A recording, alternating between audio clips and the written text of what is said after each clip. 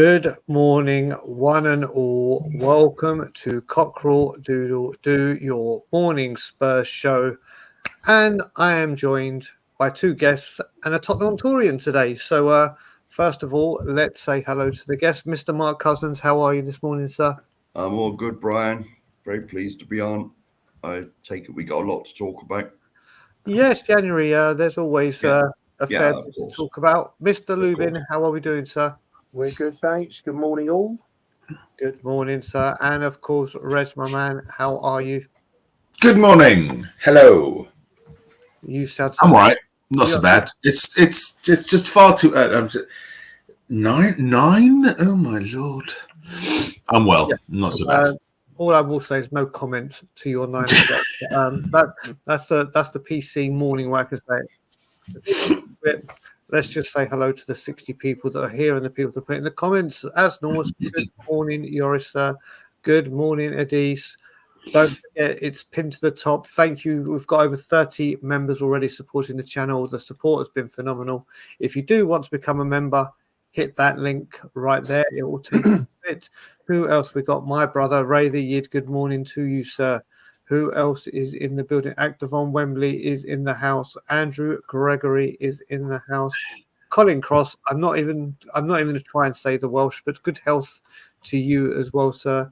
Dan G is here. Sean Slater is here. The International Observer is here. Damien Impact is here. Good morning to you, Rich Sam. We have Shem in the house. We have Benjamin Foster, MG, and Chairman of the Board of Guardians of the Pumba, Mr. Craig O'Sullivan, and Alpesh. Right. And of course, Lee Smithy Smith has just joined us.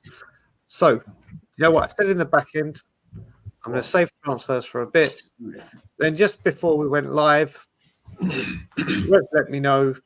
Fabrizio Romano has just tweeted, so there really is only one place to start.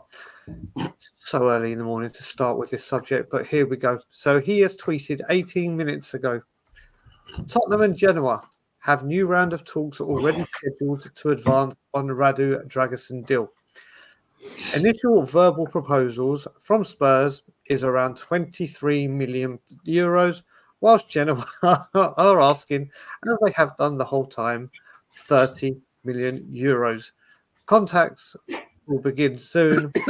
The Coglu is still convinced he wants Dragusin, which is the main thing. But before I go to the guest, and I'm going to start with you, Ian, is we got told at the beginning it was the original normal were 5 million apart.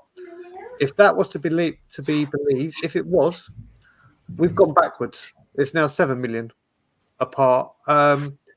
What are you making from where we are right now with Dragusin? I think that's the pressure that Angie's putting on Levy to get this done. He'll be a brave guy, Levy, to let him down. I really do. And 7 million euros, what's that, £6 million? They'll find a way to sort that out. That's his annual salary. May take till January the 31st, but they'll get there, I'm sure. We are just not another 30, not another 31st. 30th will be quick. We all thought this was going. It was all starting. It was going to be different. Obviously, we're only 3 days in. Mark, where are you with this? It's the same thing every time. Every time. They want 30, so we bid 22. And then it will sneak up. Just pay the 30. Business, all right. In all businesses, you try and get a deal, but sometimes it doesn't work like that. Just pay the money. Just pay the money, for God's sakes. For once. For once. It's obviously someone we want, so just pay the money. There you go. I mean, Rez, over to you, sir. And first of all, I'm going to say it right because I'm learning Welsh. Yakida. Yeah. There you go. And all the Welsh contingents. Rez? Yeah. Colour me not in the slightest bit surprised. I obviously I don't follow that closely other clubs' transfer dealings, but I don't think I've ever seen a Fabrizio Romano tweet about other clubs in which this is how much the selling club wants and this is how much the buying club wants. It always seems to be a uniquely Tottenham Hotspur thing that he talks about. Most of the time when you see Fabrizio Romano tweets, it's like X and Y have agreed a deal for said player, and then a couple of hours or maybe a day or so later, the here we go lands. So yeah,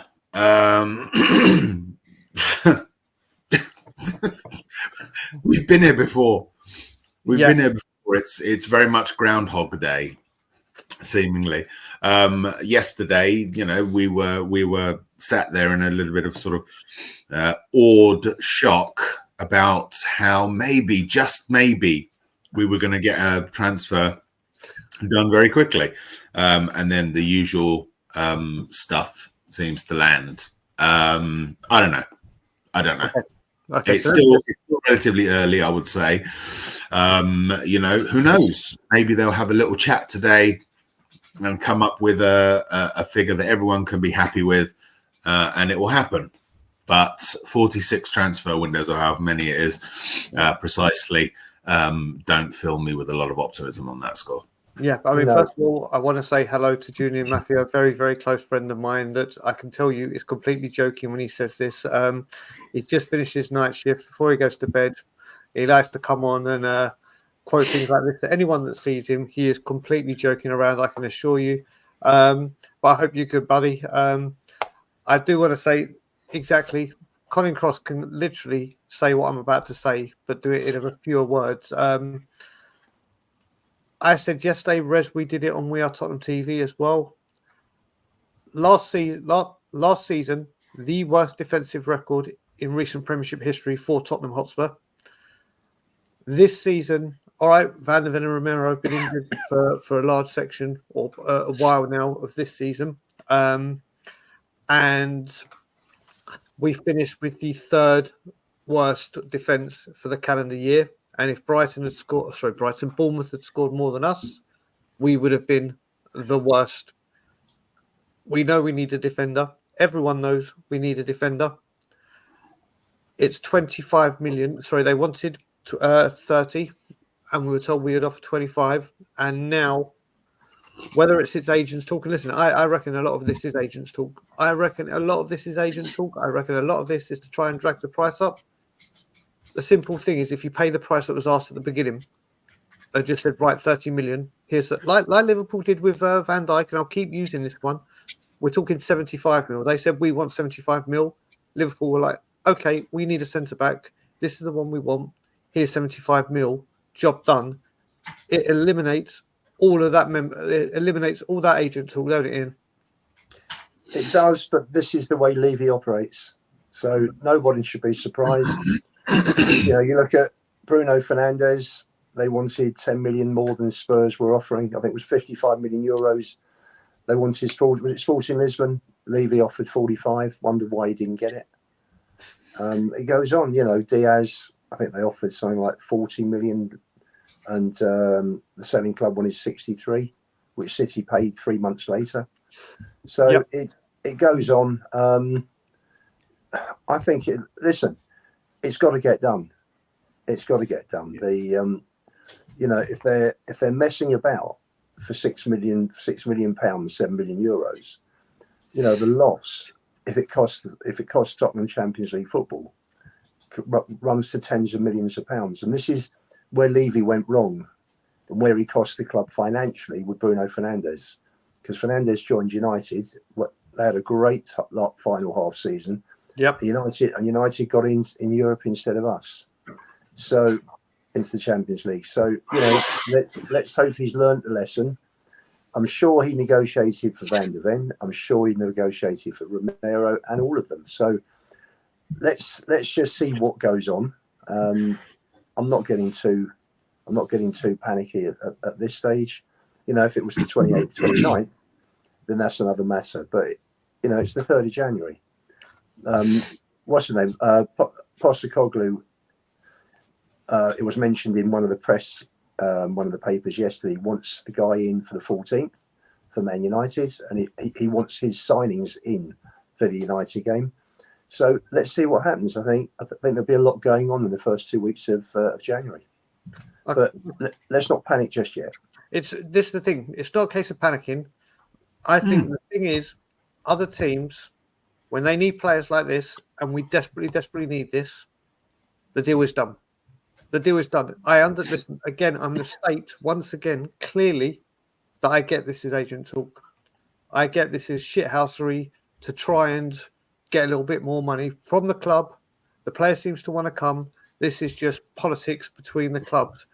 But the part I'm getting at is surely if a team says I want 30 million, and I'm just using 30 million as the example, and we pick up the phone and go, right, 30 million, it stops this stupid little dance that we do every single time where he has to negotiate and the deal is done. I mean, Mark, to me, it's that simple. What about you?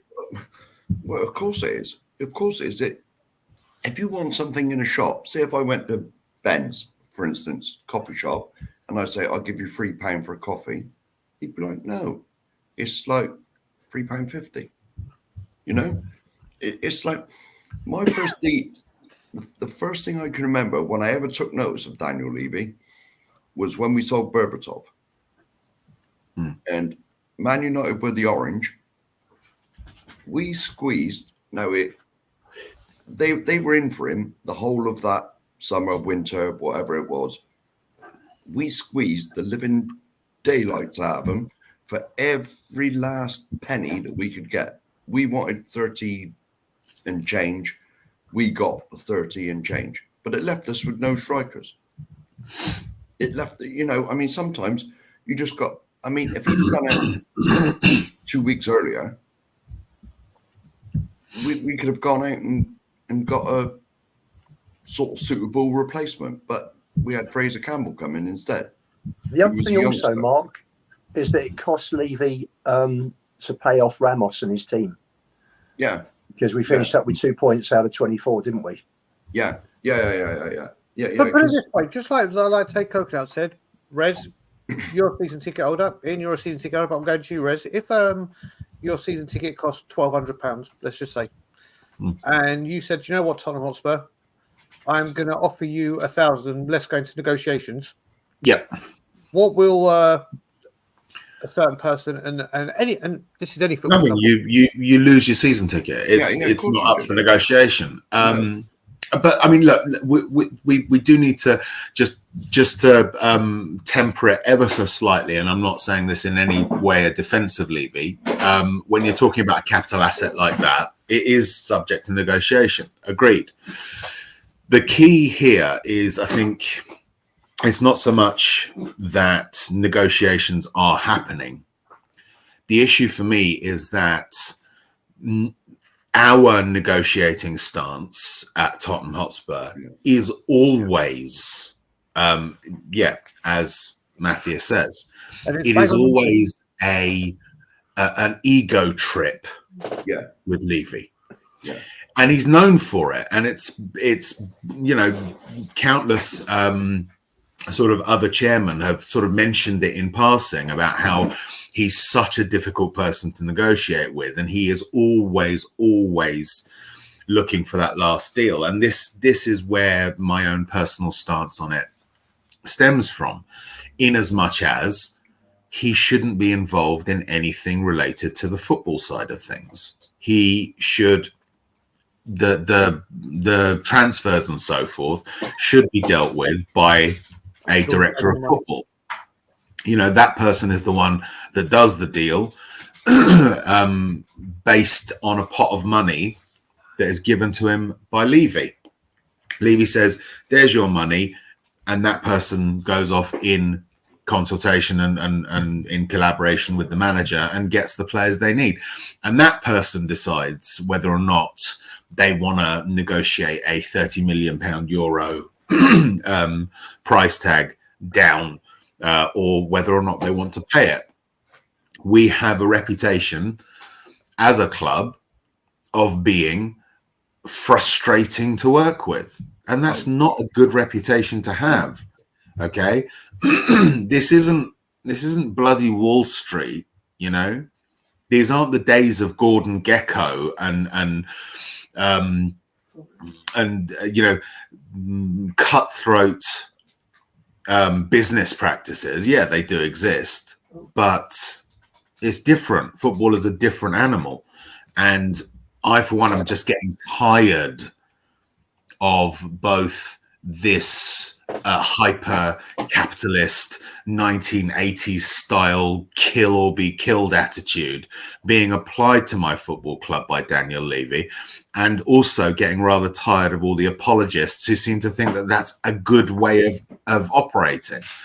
You know, by all means, don't bend over and spread your cheeks to every club that you need to talk to. No, but at the same time, stop treating this as if it's some kind of war that you're engaged in. Yeah, we've got football to play. Sort the fucking thing out. Pardon my French. Yeah, I mean, well, Ian, I'm going to come to you, but I'm going to bring it up with this from Levy. This is the bit I totally get this. In the modern day football world, agents do what they do, and they have a huge say in what goes on. When it's a football team and you're trying to get Champions League football, and let's face it, whether the difference is 5 million euros right now or 7 million, as we're led to believe, the riches are getting in the top four. Past that, just getting top four. You just getting into the Champions League, you've more than double, trebled the. Surely, when someone needs someone, you're in business, you've got your own company. There's time. Yes, everything's in negotiation, but in this industry, this isn't like any other industry. When it comes into it, surely, and this is just me, I'm no whiz kid or anything. I know some people that know agents, but if you offer the club the money you want and you don't have to win the negotiation time after time after time, listen, I don't mind if Levy does this with your transfer. I really don't mind. Look at it with Jed Spence and what we had to go through. Look what happened with Porro, agents, and the club, both clubs, but mainly Sported.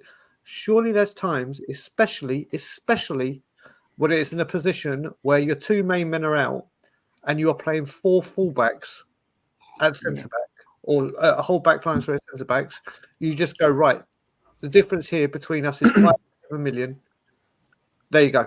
Let's just do it and get it done. Brian, let me answer various points on what you just said. Firstly, Tottenham is run, and I've said this before on this platform, Tottenham and on Spaces, Tottenham is run like no other club. Mm-hmm. Remember, Joe Lewis is a trader. Daniel Levy is his protege. So it's all about trading. Yeah. You know, you look at the players we've lost. Just a few sort of non-major stars, like Ricardo Pereira went to Leicester, was it? No, Leicester was selling him, I think, for 21 million. Levy offered 12. Trossard, when Brighton wanted 27, Levy offered 12. We even had Jack Grealish at 18. I mean, I saw on Twitter a few months ago that Levy had got wind that Villa's old owners, the previous owners, had a tax problem, had a tax bill to fine. So after agreeing 18 million, he brought the offer down to 15 after agreeing 18. What he didn't know was Villa's owners had a sale already arranged, and they actually sold the club a week later, and their tax bill was sorted. It was paid. We lost Grealish. We could have had him for 18 million. Yep. And it goes on and on and on. The players that we have missed because he wouldn't either pay the wages or he wouldn't pay the transfer, and the results. You know, one trophy in 22 years. We're now into year 23. But they don't care because they're only interested in profit, and they will spend as little as they can and get away with, as long as they can make a profit. And this has always been the case. It's never changed. So I wouldn't want them to go mad. Like, I mean, look at what Chelsea have done in the last year. I mean, ridiculous. Yeah, Mudryk plays 20 games and he's gone for 88 million. Casado for 115, for Enzo for 105. I mean, mad money. I mean, Declan Rice. You're bang on, Ian. You're absolutely right. You're absolutely right, Ian. I mean, and this is the key. Is you've hit the nail on the head. It's what Chelsea do is the extreme, right? What people don't realise is that what Levy does is the other extreme. Yeah, I was going to say that. Chelsea are just like flinging money around right, left, and centre, and Levy is just like holding it like this. Again, I'm not necessarily talking specifically about the Dragusin deal in this instance. I'm just talking generally. The best approach, as with everything, is a moderate middle of the way. Sometimes you're a little profligate, sometimes you're a little bit stingy, whereas what Chelsea do and what Levy seems to want to do is be on those extreme ends. And that is not good business at all, regardless of how good a deal you get. Because here, the margins that we're talking about, it's like that, story about when, and I keep coming back to it over and over again. It's like the Luka Modric story about how Slavia Prague, was it? Where I'm from?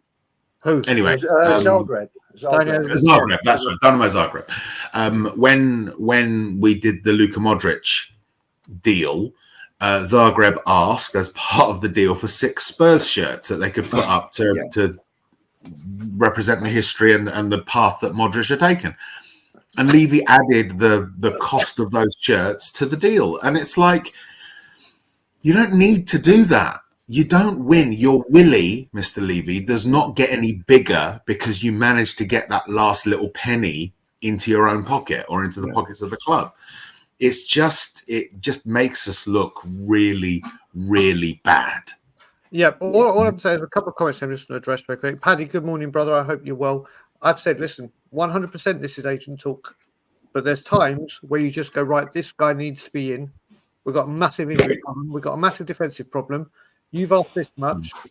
I'm going to give you this much. We're not talking a £100 million player here. We're talking 25, 30 million euros, which is apparently, and I'm going to use the air quotation marks, the sweet spot for Tottenham Hotspur and the deals we like to get done. Do it. If it was a £70 million transfer, if it was a big one, fine. If it was the summer where we've got time to do this, fine. This time, no. And Bob Down Under, I agree. I think it gets done. This deal, I think, gets done. But again, a simple transfer that could have come in early and done. You've got to remember, a lot of people, like Paddy says, I get why people think it could be over the history of Levy. Everyone is saying it's different this time. Everyone is saying things are going to be handled differently. The players will be in. This January is going to be the one. And it still could be. Don't get me wrong. It still very well could be. Yeah. But when a story comes out, and it was even Fabrizio, the Lord himself, said it's a reason it's been pinned for 3 days. This is moving. Then he retweeted it and put a comment on. And it looked like everything was going along. Bang. There's times where you can just go 25. You wanted 30. Here's 30. Ian, you're about to say something. Fire away. I'm quite chilled about it because I look at the transfers that have gone on since Paratici has come in, and you look at all the players that have been bought. So, go through the team. Apart from Sonny, I think the whole team's been bought since Fabio came in. Plus, you're right, Ian. This is the thing. What I will say, and I'll let you carry on, is I have absolutely no qualms over anyone Paratici finds. Absolutely none. I have no problem. I still think this deal gets done. There's no qualms on that. I think Dragusin is in. But once again, when you're told that things are going to be different and we're going to get enough of this bullshit where it's every single time. The way I said I'm judging Levy is speed of players coming in, which still could be quick with when this deal gets done. If this deal gets done this week, today, by the end of this is still a huge difference to the last 2 windows where it's the last few days where it's a massive improvement already. But it's still, you have to fucking win a negotiation. Jed spent 5 million every single time. There are certain times you just go and get it done. That's the bit I'm getting at. Last January with Porro, he fought for 4 weeks I mean, sporting has been changed, moved the goalposts as well. But he was fighting to avoid paying for the whole lot up front. Now, Arsenal fought with West Ham all summer regarding the payment terms on Declan Rice. And in the end, West Ham wouldn't move. And Arsenal had to pay the whole lot in 2 years instead of 5. So at the end of the day, Levy got the Porro position, got the Porro payments over 5 years, and had to cut back on the 50% sell on price for Marcus Edwards. So he did the same there. That's why Porro took so long. But he did the same as what Arsenal tried doing for 6 weeks in the summer. So yeah. And the thing is, just say with Porro, it was a bit of both. But start off, it was Spurs playing silly buggers.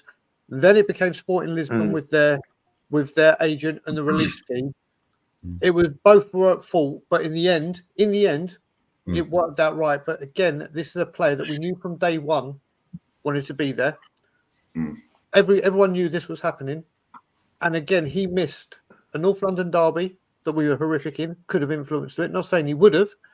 He missed the Man City defeat, could have influenced it, but it wasn't given the opportunity. The season before with Kulusevski and Bentancur, yes, that was last minute, but they missed the 2 semi-finals against Chelsea in the Carabao Cup. They missed Chelsea in the Premier League, and they would have missed the North London derby if the Filth hadn't done what they do and run away. So thank God this time. One thing I will say this time is they've got the timing. They've got the time right now with the lack of games. But like I said, right now we were told it's a new dawn, it's a new day. Right now we were told things are going to be different. And that's the problem. That's the problem. Do you know what I think it is? Do you know, this is the thing is that I mean, I do appreciate the comments from some of the people in the chat, like Take Coconut, who's sort of saying, look, this is the agent doing stuff. It's not on Levy. And I listen, I can get on board with that potentially. I think the issue you've got to bear in mind is that it's like a bruise. It's like you've got a big bruise on your arm, right? When that, whatever it is that caused that bruise, caused a lot of pain, it came over time. Now, if someone comes along and just very gently pokes that bruise, you're going to react. It's going to hurt. It might not necessarily be that little poke that caused the bruise in the first place, but it's sore, right? And because we've had 20 odd years of this, we're sore. And it's very difficult to look at things like this and feel anything but the same pain that you've suffered that caused that soreness. Look, in this instance, let's hypothetically put down the idea that it's completely because of the agent. And it's completely because of, someone wanting to line their own pockets a little bit more. It still doesn't change all the stuff that's gone before. And it's just another poke on that bruise, regardless of whether or not in this instance it's Levy that's done it or it's the agent. Look, we have... Today's the 3rd. We've got 28 days, is it? More? Yes, 1st of February. For the transfer window left. Okay. We can't see the future. We may well be in a situation in which the entire landscape has changed and that Levy finally, at 59 years old, I think he is, has decided to change his ways. But right now, with this deal, the indicators are not good. No. Mr. Cousins, I want to come to you with a few things now. So get ready. First of all, like Kudos said, which is bang on the money. Amazing how teams like Liverpool would never have agent problems. No. Amazing. Listen, they may do, but it's not documented. But obviously, every single time when a transfer like this goes wrong, we always say, or fan bases and the media say, oh, it's agent fee, it's agent. Well, other teams don't have this because they deal with the club and offer the money and take the bullet out of the chamber. Then you have exactly what Rayman said. no other chairman, like Ian said, with no other club is run like us. No one, and I do mean no one in the Premier League, has a reputation like this buffoon. And it all comes to a head, doesn't it, Mark? And Of course it does. No, I wouldn't be surprised if there aren't like owners or chairmen of clubs in this country and in Europe that have blocked his money. Because I mean, even Sir Alex Ferguson said that he was the worst person he's ever had to do any dealings with whatsoever. That was going back to when they signed Berbatov. Yep. He's renowned for it. He's renowned. It's not like if you do business with a company, then you pay the money and you get your product. With Mr. Levy, it's always a war that he must win. You know, he's got to like get the last 50p off or the last couple of pounds. You know, it's not like it's like I go back to the. Now, I go into the shop. I give him £4. I get a cup of coffee. If I go in and say I'll give you £2.50, he's going to say, "Well, you can get stuffed." It's as simple as that, you know. I mean, sometimes you've just got to pay the money, and it's been going on. I mean, how many times, how many transfer windows do you hear that you know the deal was fell apart? You know, we're haggling. You know, they want 30 million euros. We offer 22. It's every transfer that we're involved with. It's not like I think all clubs lose deals. The problem here is that we lose deals for one specific reason. Yes, money. Yeah, you know, it could be we lost the Diaz deal to Liverpool. Yeah, but he always wanted to go to Liverpool. Yeah. I can completely understand all that. And the other thing, funny, you know, talking about Liverpool is Fenway are smart. You know, you look at they spent 140 million on Alisson and Van Dijk, but they got 106 from Barcelona for Coutinho. Yeah, but in the end, they bought two players. They sold one and bought two for 34 million. They'd also got 75 million for Suarez. Yeah. From Barca. So, you know, that money went on, you know, they bought Oxlade-Chamberlain for about 30 million, didn't they? They got Joe Gomez for 3 million. They got Robertson for 8 million. So, you know, I think Liverpool's net spend is probably on the same sort of par as ours. Yeah. Oh, yeah. But it's just the fact that every time that we're in for a player is you always hear it. You know, it's just over and over again. It's the same. It's the same narratives for every single player.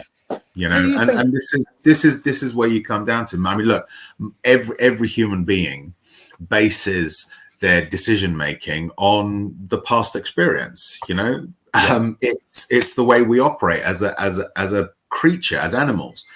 All animals do it, and so it is natural for us to look at what's gone in the past, and we recognize the same pattern and jump to an obvious conclusion.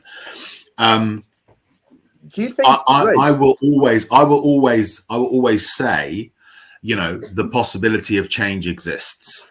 So I won't make definitive conclusions until such time as I've got all the information. But it's very difficult to look past what we've seen over the last 20 odd years and draw the same and draw a conclusion that matches the conclusions we've drawn from all that experience. Right. Before we do anything, I just want to do this, and we spent half an hour talking Dragusin. We'll talk some more.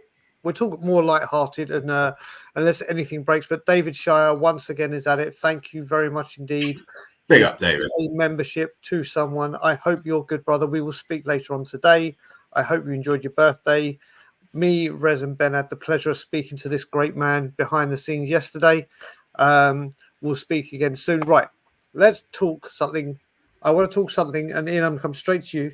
because I may criticise this man at any given opportunity. If this man walks left foot, right foot, rather than right foot, left foot, I will be on him like anything and criticise him. But Pape Matar Sarr has signed a new contract, the lawnmower, if Lee Harvey is here. And he has signed a very much rewarded, a very well-deserved contract extension, and is now a Tottenham Hotspur player till 2030. This is a very, very good bit of business, isn't it? It is. It is. I mean, it's interesting. You know, in the Poch years, players would be rewarded with higher wages. I mean, Sarr had to be given a proper contract. I think it was on something ridiculous like 20 grand a week.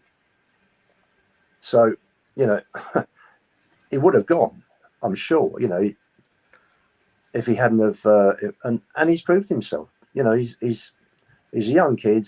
I do believe in giving players a small amount to start with, which makes them hungry. You know, you start giving kids. You know, you look at someone like Jadon Sancho, who's probably on a fortune with Man United, and you know, is very comfortable. Doesn't have the hunger. So the way Spurs have done it with the young kids on this occasion is correct. You know, I think they've got Udogie sorted. They've got Sarr sorted. I'm sure there'll be one or two others, as long as it's not Eric Dyer. You know, they've done it correctly.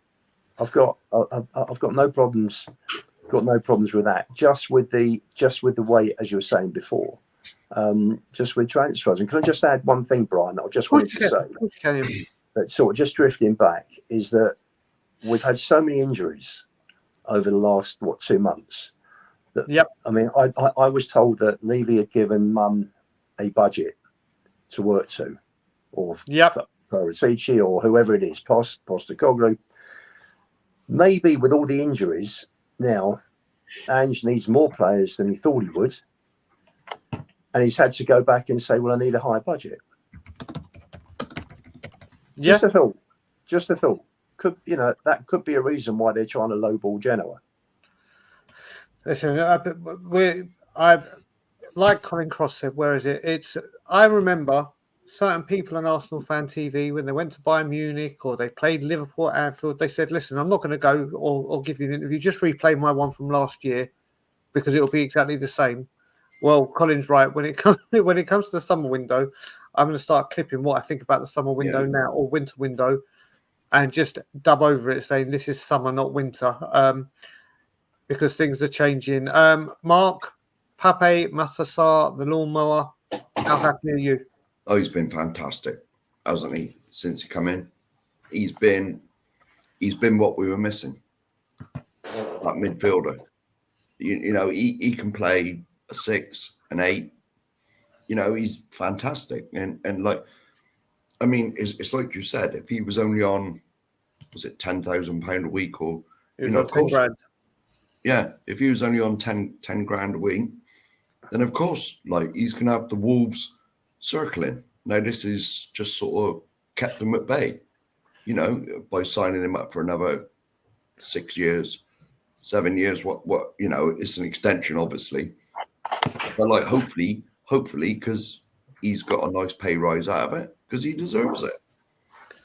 Damn right. You know, unlike a lot of the other people that's been here for years and have been robbing a living out of the club. Yeah, basically.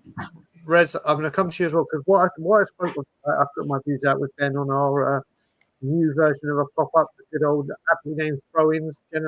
Great name, Rez. Great name, and great thumbnail from Kim. We've upped our game and our thumbnail game because of the wonderful Kim. So big shout out to her. When we did it, and when I read the statement from Tottenham, he's been brilliant for us in a handful, or he's had a handful of games in Premier League. Let's face it, he's only been pretty much ever present this season, apart from Brentford at the beginning. But when I was reading it, I couldn't believe he's already won an African Cup of Nations. He's played at a World Cup. And now he's going to another African Cup of Nations. This guy's 21 years old. We have a very, very big prospect. Or I don't even think you can call him a prospect anymore, can you? No. No, he's arrived as a player. Obviously, he's still young. I mean, every player continues their development until they retire. To be honest, no player really ever stops developing, because in their younger days they're learning their technique, and in their older days they're honing their technique or changing their techniques. So no player stops development, but he is still developing, but he has also arrived. There's a lot to come from this lad, I think. He has a calmness, a sort of ease when he's playing. Not always. I have seen him occasionally be a little bit sort of wayward in what he's doing, a little bit panicked. But again, that's youth. That will be worked out of his game. I've got a lot of time for Pape Matar Sarr. I think he has a bright future ahead of him, and it's good that we've got him on a long-term contract, because if he stays at Spurs, then fantastic. And if he is, if the sort of vultures start to circle, we've got him on a contract that's long enough for us to demand a decent fee. I don't like thinking in those terms. You have to. Sorry? You have to. It's the way. Yeah, you have to. Absolutely. The club is run, and we know that a certain person cares about profit over glory. We know this. It's also the way he's done it. Rez, I'll get you to comment straight away on this. Then I want to talk about someone who's going to be very bright in our future. Then we've got some questions to do.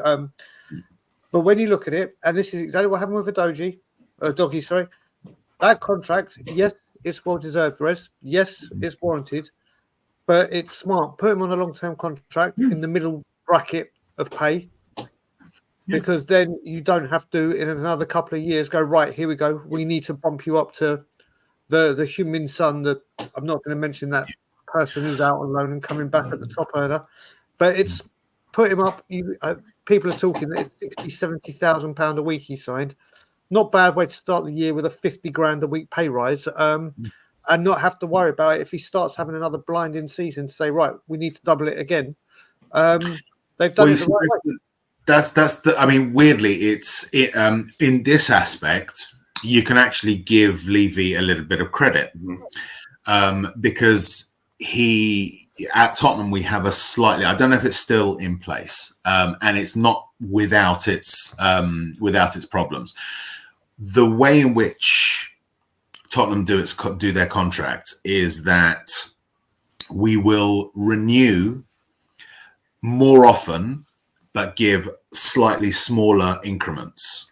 So whereas a player for, let's say Bournemouth, I don't know, just a club out random, they'll start at Bournemouth on, say, 40 grand a week, and then they'll play there on like a 4-year contract, and then they'll play there for 2 years, and they serve Bournemouth really well. Bournemouth go to them and say, right, we're going to give you a 2-year extension, and we're going to up you to 80 grand. And then 2 years later, the same thing happens. With Tottenham, it will be like, a year down the line, we're going to give you a 15k a week upgrade. And then a year later, another 15k. And then a year later, another 15k. And that keeps the contract rolling. Yeah. And it always ups their wages. I think that does have problems, in as much as a player can then start thinking, oh, I'm just going to get my increment this year anyway. I think there needs to be a bit more of the performance aspect added to our analysis, but it's a good way of keeping players at the club for the length of time that you want them, while also keeping their contract fresh enough that their transfer fee remains high. It's not a bad way of doing business. Personally, I'm more encouraged by the Pape Matar Sarr sort of contract, mainly because I like to liken some of our players to animals, and I like the types of animals we've got. Like, so for instance, Emerson Royal is a zebra, so I'm quite pleased at that. And Pape Matar Sarr for me is an antelope because of his enormous legs, and so that for me is why I'm very, very pleased by this transfer. Mainly, that's the primary reason. Weirdo. I am a weird. clearly mustard. You are. I mean, right. I want to talk about a certain person. I want to talk, as Sean Slater said, my good man, Sean Slater. There is a big talk about, listen, Conor Gallagher, I don't want at this club. I don't want him. I don't need him. Mainly because I don't think he's good enough. But most importantly, because there's a certain person that wears a Spurs shirt that is currently wearing a Port Vale shirt. And the reports, as I keep saying, this man's a superstar. Yes, he's in League One. He played against Carlisle a couple of days ago. And one chance created, 80% of his long balls completed, 4 out of 5, was not dispossessed in the entire game, 100% tackles, 3 clearances, 1 headed clearance, 9 recoveries, 75% of duels won, ground duels, and 50%. And they went on to say another promising display from Alfie Devine, now established himself as a firm starter for Port Vale. Devine has been excellent in the last couple of games, yada, yada, yada. I have obviously spoken about this guy for a very, very, very long time. And I was delighted that he went to League One, not Championship, because I knew he'd get game time. And boy is just getting bigger and better. And he will be, mate. AF Binoz, I am telling you now, right here, mark my words, he's not going to be a superstar. Alfie Devine is going to be a megastar. Stand by, mark my words, clip it, do whatever you want. This guy is a megastar for club and country, and I've been watching him since he was 15 and has some inside information on him. Ian, I'm going to come to you first. You've heard me, obviously, whenever we talk youth on Spaces or anything, it doesn't take me long. Amin, you will be leaving. Thank you for that. Yes. I just saw that. No need for that whatsoever. I've just put him in a timeout. Can one of the people block him? Alfie Devine, please, Ian.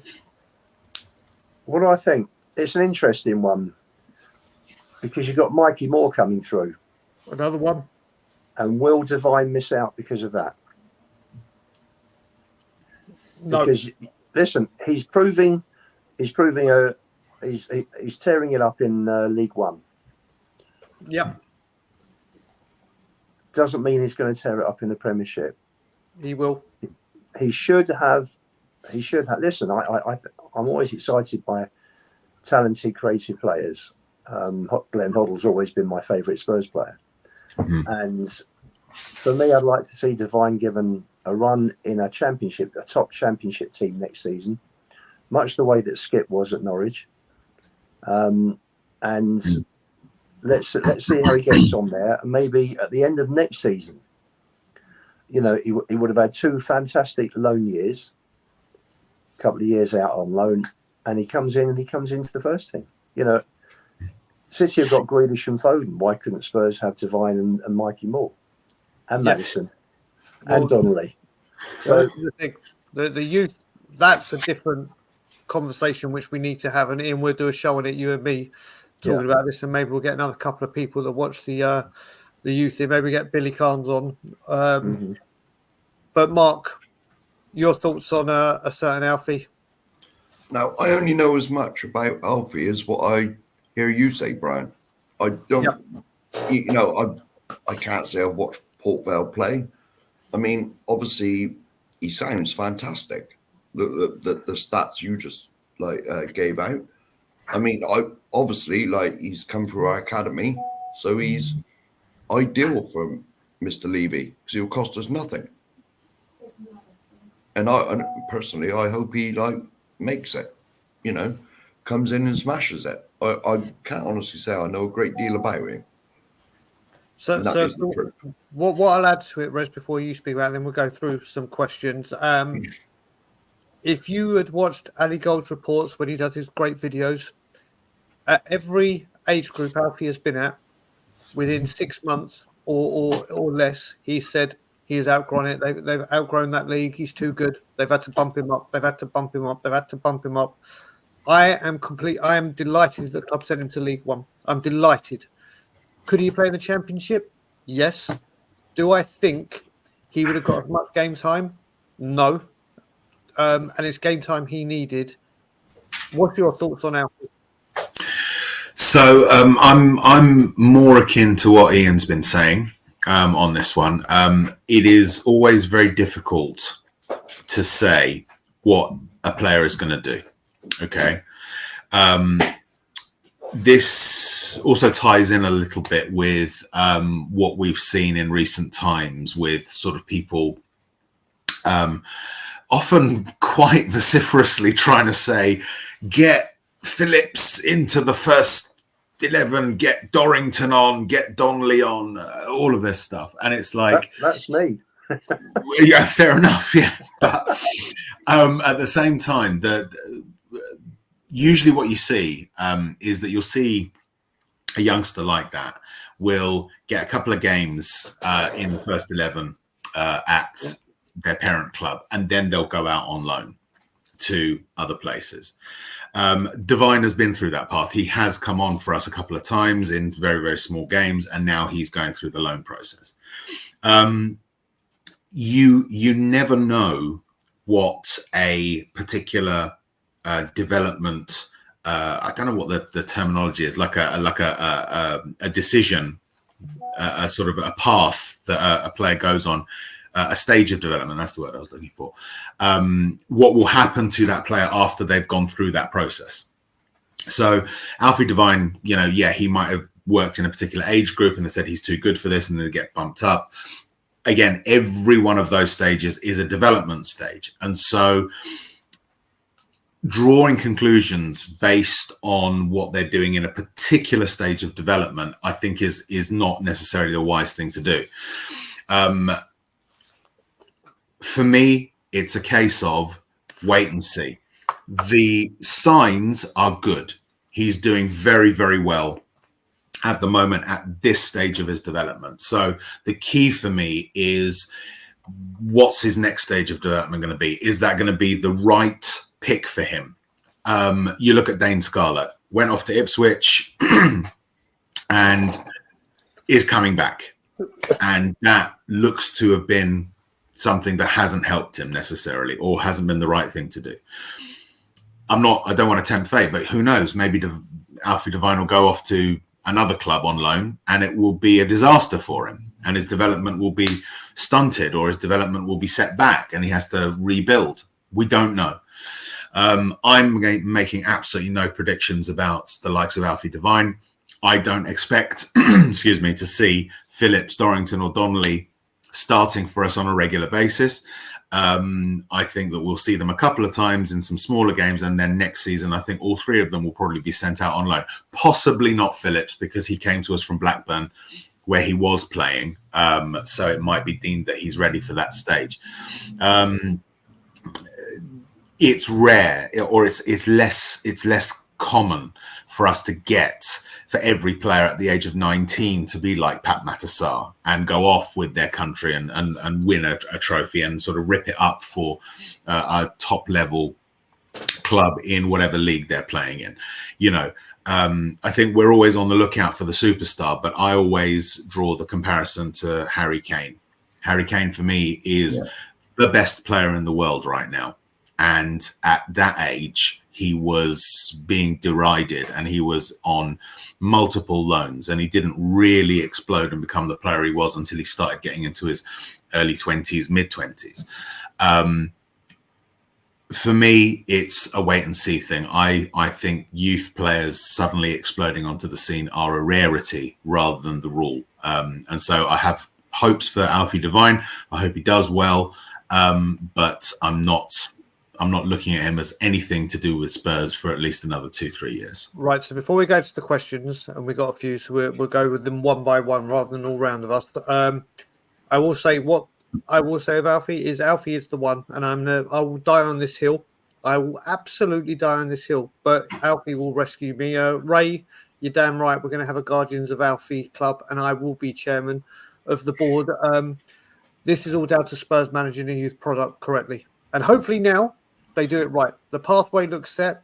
This boy, I've even said, if I was back home, I've been trying to put a bet on, but that couldn't give me odds right now, that he is a dark horse to come to the World Cup with England in 2026. That's how confident I am with him.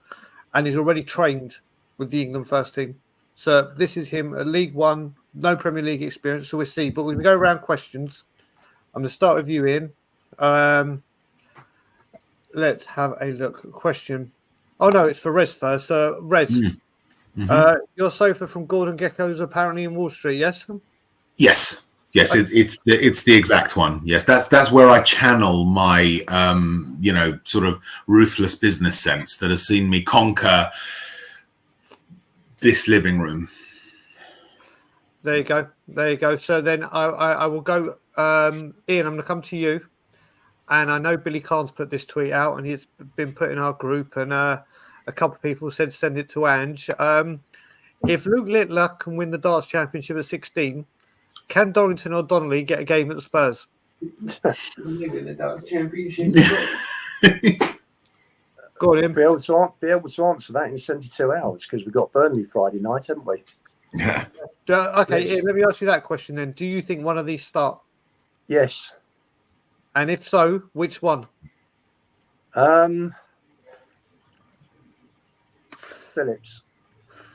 You'll go Phillips. Okay, I think let's have a Phillips. look. Okay, let's just quickly ask Rez and Mark. Just one word answer. Then we'll go on to another question. Mark, Dorrington or Phillips at centre back? I would say Dorrington, just to be different. Just to be Actually, different. I've just seen it. Dorrington or Donnelly are there. So out of Dorrington and Donnelly, obviously two different positions. Who's likely to get? Well, Donnelly then. Okay, Rez, I'm going to ask you the double question as well. If Phillips and Dorrington or Dorrington and Donnelly, which two do you go for? I will go with. Was the choice Phillips and Donnelly or Phillips and Donnelly? Back, if one of them start, who would you have, Phillips or Dorrington? And then, I would, as Bill said, Dorrington or Donnelly. If one has to start, who would you pick? I would probably say start Donnelly, but I would like to see Phillips start. Okay, there we go. Okay, Rez, one for you very quickly. You went through animals. What animal is Eric Dyer? A blobfish. A blob? Okay. Yes. Okay. That does exist. That does exist. Okay, so Ian, I'll go to you very quickly. Do we know? I will say that Mun people look at it. Mun is business. Mun is business. It's not football. It's not. But Ian, do we now believe he's behind the transfers though, or is it Scott Munn and co? I think that in terms of the players and which players are going to be selected to come to the club, that will be down to the committee. When it comes to the deal, Levy is all over it and will be all over it, and it'll never, ever change. There we go. I'll answer this next one. Tigaro, if Enoch and Levy don't support Ange in January, where and when will the hostile takeover begin? Listen, we've never gone away, and I will say, and I am going to say this, I'm not going to mention names, but there's certain people in this fan base, and there's certain people with accounts that think they're clever, that think they're big, and straight away came out and started saying, oh, if this deal, you can see all the Levy outers hoping this deal goes wrong so they can stand outside a club shop and bitch and moan rather than supporting the club. And all I will say is every single one of us, every single time back the manager, every single one of us, every single time have come out and said that the summer was good and are loving the football. Every single one of us come out and say this is what we want the football club to do regularly, not just one window, and then everything's all fine. And the other thing is we will come out and give a lot of praise where praise is due. I've done it today on this show. I've done it yesterday. I've been doing it for the last few days where credit is due. But when things go south, I don't come out calling out the fans. I go straight to the board. But the people that will not criticise him for any wrongdoing, because apparently that doesn't make you a fan, the first thing they do is try and call out Levy outers and try and bitch and moan. Well, we're not biting this time. We're not biting. You crack on doing you and get your sympathy and likes elsewhere. But if need be, we've never gone away. And if we need to ramp up, we'll ramp up. But right now, it's the 3rd of January, waiting for deals to happen. If they happen, brilliant. I'll come out. I've said if Dragusin gets done today, tomorrow, first week, first 10 days, well done, Daniel. Well done. No problem saying it. But if it goes south, will you come out and say, oh, Jesus Christ, or whatever you want to say, Levy screwed up? Or will you go, oh, those damn Levy outers, grow up? Final question we've got. The final question, and it is from Mr. James Flower. Levy has failed everyone again. This was the quick option. Well, I would rather wait and get top-class players in, even if it takes time. Mark? Well, now, allegedly, there was, is it Todibo or Todibo, or whatever his name is, and this Dragusin guy, apparently, now, according to the things I've read, Ange okayed both of them. So, you know, I mean, is that the options he's been given? Or, you know, I mean, what? I haven't seen a lot of either of them, but I believe that Todibo, he doesn't want to leave Nice because Nice don't want to. Because they're second. They're second, aren't they, behind PSG? And you know, I mean, if that's Mr. K flirting. Mr. K is flirting. You great tart, Mr. K. Mr. K, Kim is in the building. Don't do it in front of Kim. At least be discreet. A couple more questions have come in, and then we'll wrap up. Let me just get them up. First one. Radiant would like to see Guerre incoming. Listen, I'm a big fan of him. I'm a huge fan of his, but we have English tax. English tax. We have homegrown. Palace aren't selling him for at least 60, 70 million. And we haven't got the time to muck about this. And I just cannot see it happening. Can any of you see it happening? No. Look, we can't even get 30 million euros over the line. So how are we going to deal with like 70 million pounds? We'll be here till the summer window trying to sort that out. Yep. Problem is the biggest waste of money, pound for pound, transfer wise, Levy's hiding behind, which is in Ndombele. Correct. Yeah. And that's the problem. If that had been a major success, then you never know. Maybe Spurs would have been in for Diaz, you know, at 63 million. But unfortunately, he's using that as an excuse. But having said that, Paratici has brought some fabulous players in at great prices. So Sean, I actually, when you go into membership, I don't actually know how you give memberships. David Shearer is the one. I think if you go on to memberships and buy it does give you the option to gift. Or if you Google it or YouTube it, because I haven't got a goddamn clue. All I have to say is it took me an hour to join yesterday, so don't ask me either. But yeah, so I think Rez is just finding out. Please hold the line. Whilst Rez is finding out, Mark, where can people? Oh no, before I do right. that, okay, guys. So Sean, if you want to gift the membership, right, on the live chat, do you see the sort of dollar sign, that sort of like banknote icon? If you click on that, you get 4 options. So you've got super stickers, super chat, membership, and membership gifting at the bottom. There you go, Sean. That's how you do it. Angelo, what I will say, if you're talking about my nemesis, he's no messiah. He never will be. He'll be a messiah when he sells the football club. Then he's a very naughty boy. Then he's an absolute messiah. He can build whatever he wants, negotiate whatever he wants, do whatever he wants. Whilst he owns a football club, he is no way messiah. And I will say there is a show coming with me and this man shortly. It was going to be this Friday, but then we realised that we're playing Burnley in the FA Cup. So I'll be at the Scotland Yard, so it won't be this Friday. But stay tuned. Alex really has hit the nail on the head.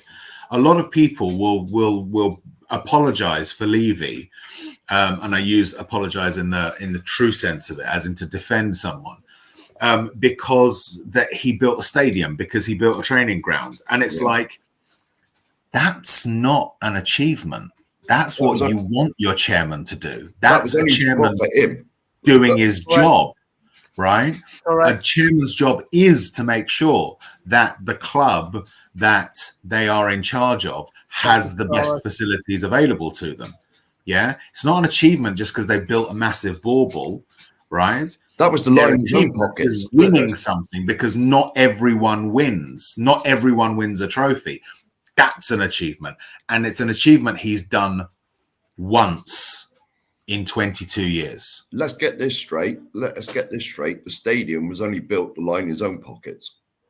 Regardless, Yes. even if that's the case, Mark, it doesn't matter. We've got a great stadium, Yes. right? So, but yes. Just quickly, whether he did it to line his own pockets or not, it's still something that we've got. We've got a good stadium, fine, but that's still par for the course. That's not an achievement. No, of course it's not. Just quickly, because I want to wrap up, because there's things we've got to get done. Hennessy, thank you for joining. Tigaro, thank you for gifting a membership. Chris, what I will say, listen, it's not a case of wise up. I can give you 46 transfer windows to say wise up. Other teams don't have these complications that we have every single time. I know deals sometimes take time. I know the odd deal here and there can fall apart, all back and forth. It does. And that last sentence is also not true. A lot of deals are done before windows open, approaches are made, you get agreements to make things. It's the same. It's like when a player is going to be coming to the last 6 months of their contract. Any club can approach them at any time. Correct. And the last comment, people want to see a great team above a great stadium. Yeah. 100%. Damn right, Angelo. Damn right. I know you were joking when you said Messiah. But Mark, where can people find you, sir? Now, normally, pointing at clouds, shouting at airplanes, and trying to scare away eclipses. That's my routine. I mean, that's a great place to find you. We'll look forward to seeing you there. Ian, sir, you've come on with your email rather than your Twitter handle. So tell people where they can find you. Okay, at Lubo_61 on Twitter, on Spaces, and on here. Ferg, you know it. And Ferg, you're coming on very, very shortly. We need to speak and get you back on the channel. Rez, my pedigree chum. Hello. Hello, Ontorian. Where can people find you? And you can find me. Tell them what's coming tomorrow. Tomorrow is going to be a very special day because it sees the debut of a brand new show on Tottenham on Tour called Shelfside on Tour. Yes, Shelfside is returning in a new form, in a new format. We're going to do pre-records for this one.